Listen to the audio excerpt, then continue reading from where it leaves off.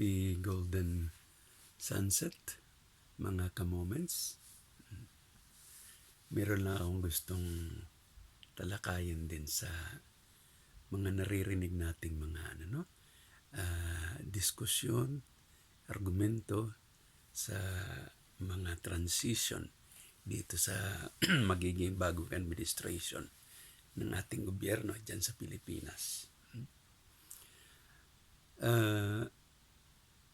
Isa lang na napansin ko nung narinig ko yung appointment ni Vice President-elect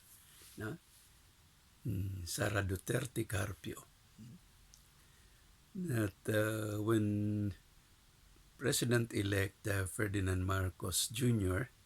appointed her to be the Secretary of Education, I have heard that the President-elect was also giving the freedom to the Vice President-elect if she will accept it or not, if she can do the job or not. But then, Vice President-elect Sara Duterte said that she could do it. Well, that's a good challenge, no? But the thing is, there were also some people who tried to negate na hindi daw niya kaya because she is not an educator, she is not a teacher, she is not an expert in education. But of course, we know that she was and is a lawyer, and she has been an administrator in the city of Davao, being a vice mayor and an executive of a city. Now, I just don't know kung ano ang basis ng isang re-elected senator, kung bakit niya nasabing hindi daw karapat-dapat kay Vice President-elect yung pagiging o kung magiging Secretary of Education siya. But my point here now is, who is the first teacher? It's the mother, the parents, right? So a parent is already a teacher. That she has or he has or them, they have to take care of their children. But mostly the mother took care of the children because commonly the father is at work. He is always nasa labas, nagtatrabaho, being a padre de familia. Sorry, hindi ata ako nakapagsuklay-suklay. Pero as an educator din kasi, modesty aside, specialist tayo sa mga educational management cases on curriculum development. And as a PhD in educational technological programs, hindi na hindi na question sa akin yung mga ganun. In fact, when I applied here in Japan, just to be an assistant English teacher, I submitted all my documents, my transcript of records, my diploma, and being a PhD. But the school did not accept those documents. They returned it to me.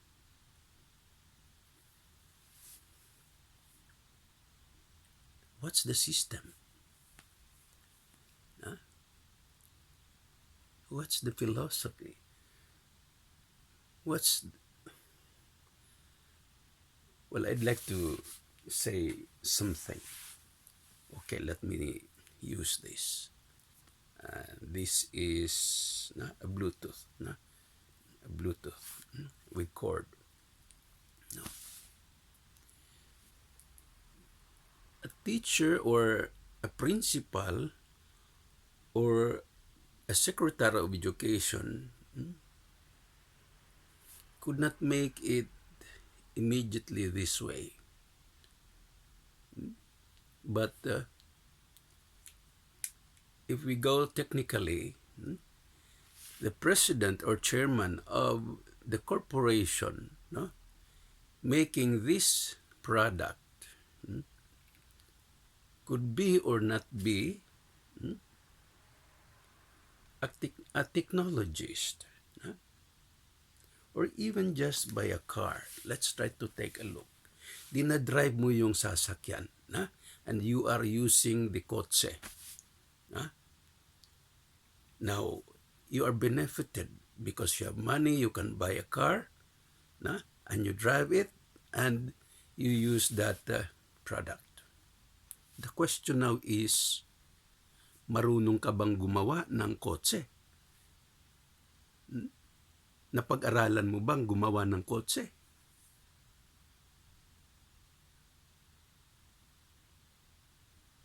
Grade 1 teacher ka, high school teacher ka, andun yung mother mo, and you become a lawyer. Are you an expert of being a lawyer? Can you be a lawyer by yourself?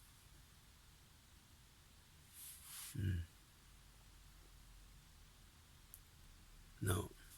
My point is, the president or the chairman of the company producing this, or nag-produce ng car, or nag-produce ng mga ganitong bagay, maybe they do not know how to do this. But they know how to manage a company. On how their people would do it.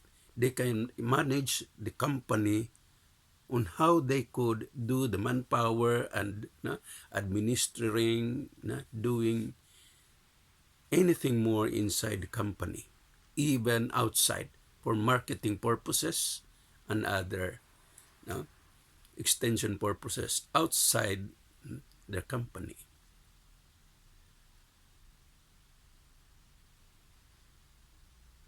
Who are we to say that a mayor or former mayor, elected vice president, a lawyer, could not supervise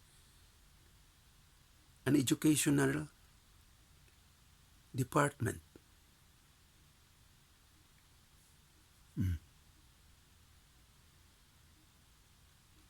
Hindi siya magtuturo. Hindi siya ang gagawa ng eskwelahan. But she knows what is a school. She knows what is education. The basic is, she was a mother, she is a mother, and he is the first teacher in their family unit.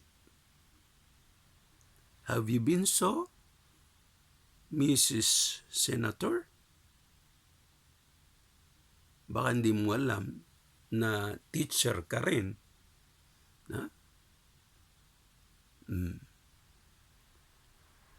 Siguro hindi ka rin marunong sa mga curriculum development dyan sa Senado kung meron man. Meron bang BS Senate? Meron bang ganon na expert ka na talaga sa Senado? Meron bang BS Congressman? Meron bang BS Mayor?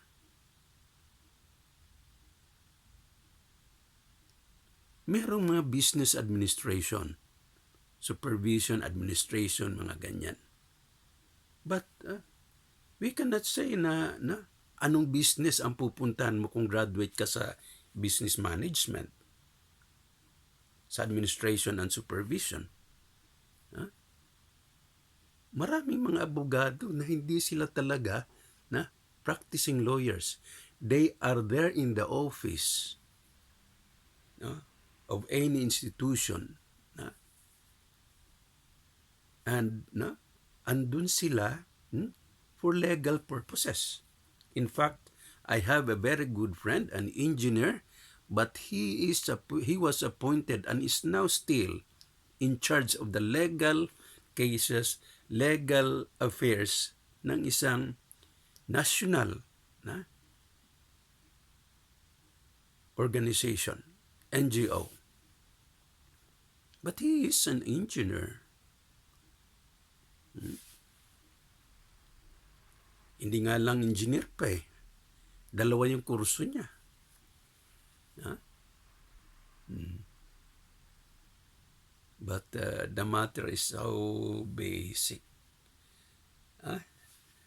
Me, Senator, I think you have to be broad-minded. As a senator, I hope you know what is curriculum development. Nag-aalsa, nagrarally ang mga estudyante going outside, walk out sa school. Can you as a senator manage those things?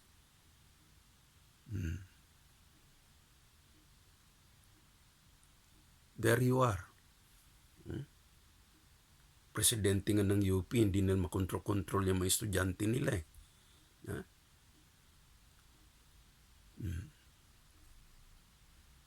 But they are there in their position. Nagsusweldo din sila. You may not be an expert in the Senate. In fact, number 11 ka. Munti ka ng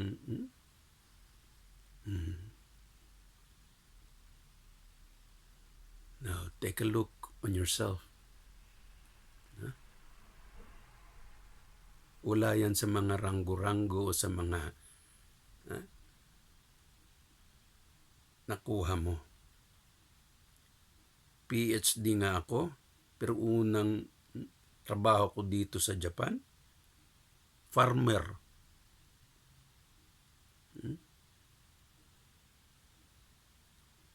First time kong makahawak ng kuliglig dito pa sa Japan.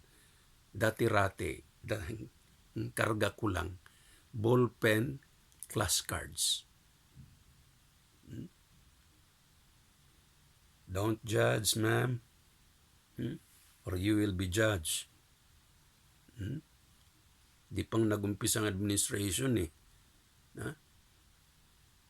Kung ikaw ang titingnan ng tao ng buong Pilipinas, lamunin mo yung mga pinagsasabi-sabi mo na agad. The Vice President-elect will not just go inside the classroom. Sa Magna Carta of Teachers, nobody is allowed to go inside the classroom kung hindi pinagpermisuhan ng teacher.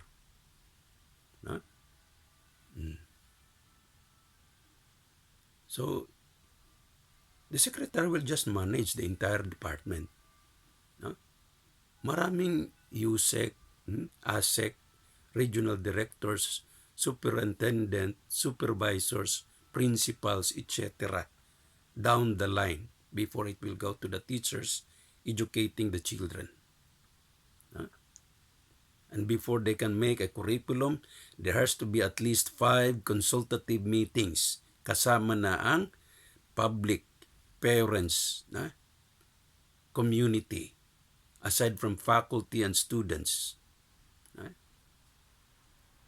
before they can make a skeletal curriculum for any course or program. Wala doon ang principal or mga regional director.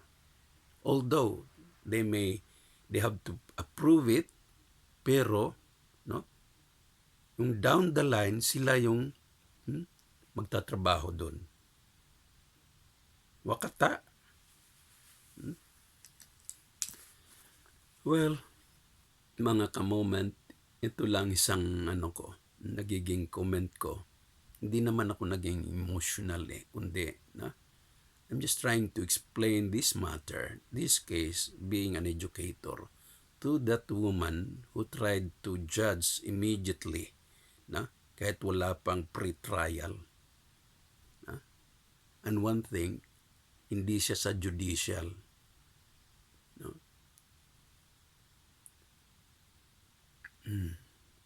Shout out po sa inyo mga senators. Shout out po sa inyo mga educators. Shout out po kay Vice President-elect, kay soon-to-be Secretary of Education sa new administration, incoming new administration of the Marcos administration. Shout out sa inyo and good luck to everyone. Thank you very much po, Sir Kutaylo, sa ating sunset moment.